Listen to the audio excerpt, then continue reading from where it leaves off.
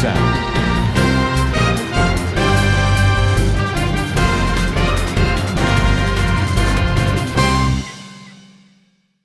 Good morning, Richfield STEM School. I'm Audrey from Mr. Sherritt's class. And I'm Tony from Mr. Sherritt's class. Welcome to Richfield STEM's weekly news. And now for our headline news. Richfield STEM's future problem solvers have competed in the state competition and did an amazing job.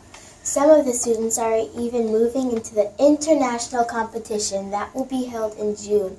We have a feature story about these amazing students. Future Problem Solvers is an international program that requires students to think creatively in solving problems.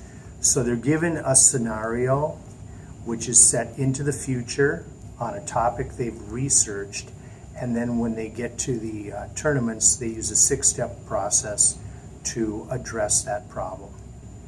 At the state tournament, it's the top teams from around the state of Minnesota. This year there were 33 teams competing in the junior division, which is 4th, 5th, and 6th grade. Our team of Julia, Tegan, Marn, and Samantha finished 3rd in that competition and were invited to the international competition. We have a novice division, which is for teams that show promise, don't have as much experience as others, and our team of Olivia, Amelia, Matthew, and Quinn. 3 of those students were first-year participants, and they won the state championship in the novice division. Then we also have a division for individuals to compete. They're doing the same exact problem, using the same process, but they're doing it by themselves and not working as a team. And Maddie was our state champion, and Adidia was runner-up. So those 2 are also invited to the international competition. At the international competition, which this year is being co-hosted by this FPS programs in Minnesota and Wisconsin, will be held at the University of Wisconsin-La Crosse. There'll be 2,200 students from these countries as well as the U.S.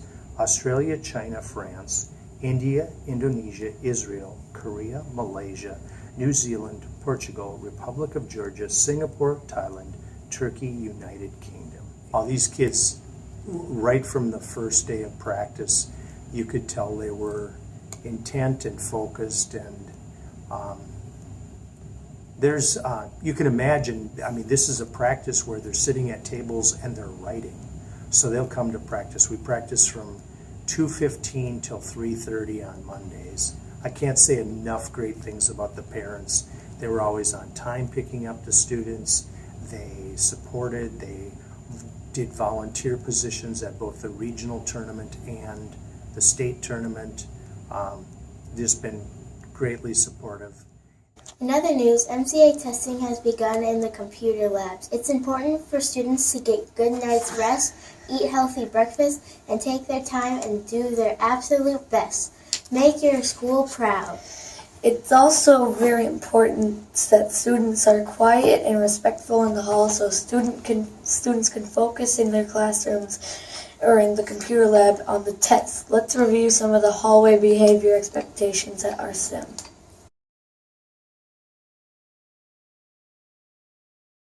We are responsible, respectful, and safe in the hallways when we use a voice level 1, walk in a straight line on the right side of the hallway or stairs, and when we keep our hands and feet to ourselves.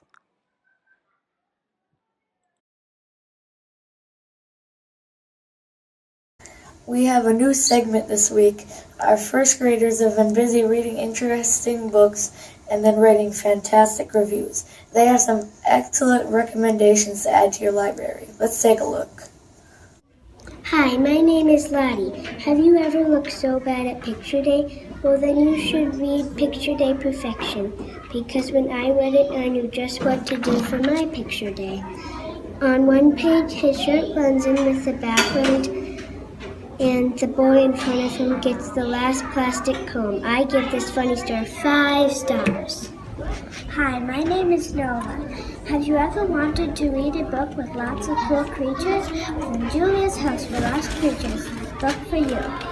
Because when I read it, I thought it was so cool. I like the cloth kitty, and when the big troll came, he was so big that all the other creatures had to push him through the door. The creatures kept Julia very busy. Then Julia made a creation. If you want to find out what it is, read this book. I give it 5 stars. Hi, my name is Rashad. Have you ever seen a square pumpkin? This is a book. It is about a square pumpkin that other pumpkins make fun of. He couldn't roll. They were round. He was square. I give it 5 stars. I recommend you get this book. My favorite part was when the kids got more pumpkins. Lewis Jones with this week's weather. I hope you didn't put away your umbrellas because there is a chance of rain throughout the whole week. The warm temperatures from the weekend have cooled off and we are in store for some typical spring weather. The high temperatures will be in the upper 50s or lower 60s. It should be warming up again for next weekend. That does it for this week's news. Have a great week. Be responsible, respectful, and safe. You are spectacular, Richfield STEM.